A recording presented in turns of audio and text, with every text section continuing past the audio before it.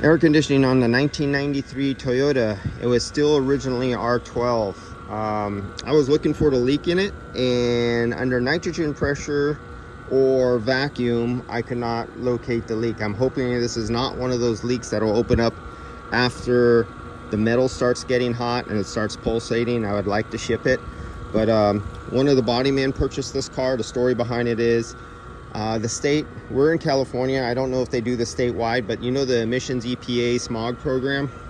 If you have an old vehicle like this and it's running, the state offers you money to buy it from you so they could crush it and get rid of it, because they want to get cars that pollute, that are considered polluters, which this was an old clean car when they run good, off the road. So they offered the owner $1,200, and the body man knew the owner, and so he says, I'll give you $1,200.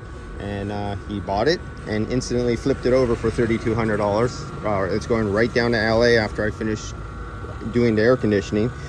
So what I'm doing here right now, I have a coil cleaner, and I am going to clean all the road grime off there. You know, all the salts, all the oils, everything from the diesel and car in front of you. You build up road grime on your coil over the years, and so I'm going to clean that off and do that too, because I'm just watching grass grow as the vacuum pump does its job, and I'm trying to get the microns down so I know I got most of the moisture out of the system. And they want to know, the person they sell it to knows that I'm converting it over from 12 to 134, and they want the 134 because they know they can fill it up themselves. They can't do nothing with the 12. And all these guys know up here, even when I do what I would call the hack shortcut method of doing an R12 conversion, I don't use the automotive oils that were recommended, and I don't follow the same procedures that were recommended. And if everything works right, you get 30s out of the dash with no problem. All the problems with all the ultra, unless there's those few cars that had old condensers that only had a fin count of like 11 or 12 fins. We know what cars those are, guys with experience from back in the early 90s. There were some cars you just didn't change over,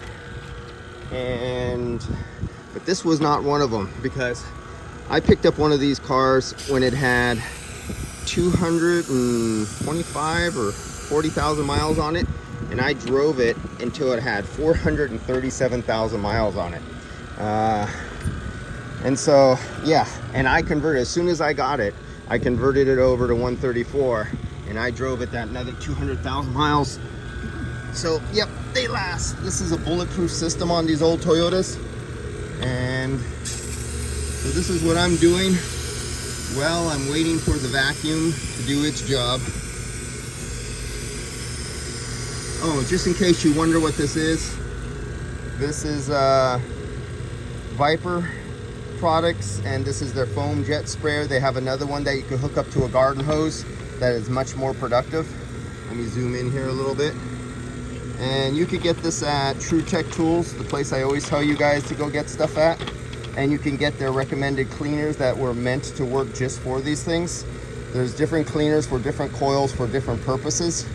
But yeah, that's all. So I'm cleaning this person's coil down so they have the best heat transfers possible, and it gets shipped off to LA as soon as I'm finished with doing the air conditioning. All right, guys, I'll see you.